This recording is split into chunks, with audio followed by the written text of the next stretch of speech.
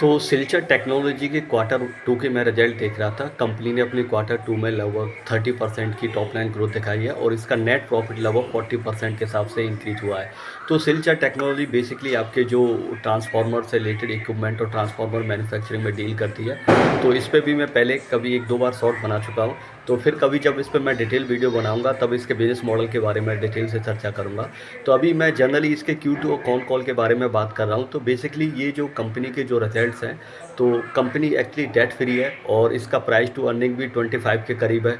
और return on equity ROC अगर आप देखोगे तो 50 से ग्रेटर देन है। 5,000 करोड़ का मार्केट कैप है। तो फंडामेंटली अगर आप कंपनी को देखते हो तो बहुत अच्छी लगती है। और Q2 के जो रिजल्ट हैं, 30% की ग्रोथ, 22 के प्राइस टू अर्निंग पे और 40 का नेट प्रॉफिट, तो ये और ही अच्छा लगता है। लेकिन प्रॉब्लम इस कंपनी के साथ ये है कि अगले साल इस कंपनी में मुझे ग्रोथ नहीं दिख रही है। अगर आप इसकी कौन-कौन से लोगे तो मैनेजमेंट का कहना है कि साल 2026 के लिए ये 750 करोड़ का रेवेन्यू करेंगे। और नेक्स्ट ईयर के लिए, क्योंकि अभी इनका जो करंट कैपेसिटी यूटिलाइजेशन 95% है, तो Q3 और Q4 में जो जो भी ग्रोथ आएगी वो कैपेसिटी यूटिलाइजेशन का एक्सपेंशन करने से आएगी।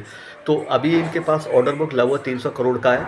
तो मुझे लगता है कि आने वाले दिनों में और जैसे पाइपलाइन के बेसिस पे ये 750 करोड़ का रेवेन्यू अगर अचीव कर लेते हैं तो नेक्स्ट ईयर के लिए जो इनका टारगेट है रेवेन्यू का 800 से 850 करोड़ रुपए का, तो वहाँ पे अगर आप देखोगे तो 10 से 20% की ग्रोथ निकल के आती है। अगर हायर साइड थोड़ा लेते हो तो 20 के करीब जाते हैं और अगर लोअर रखते हो तो वही 10% के आसपास अप्रॉक्सीमेटली इसकी ग्रोथ रहती है।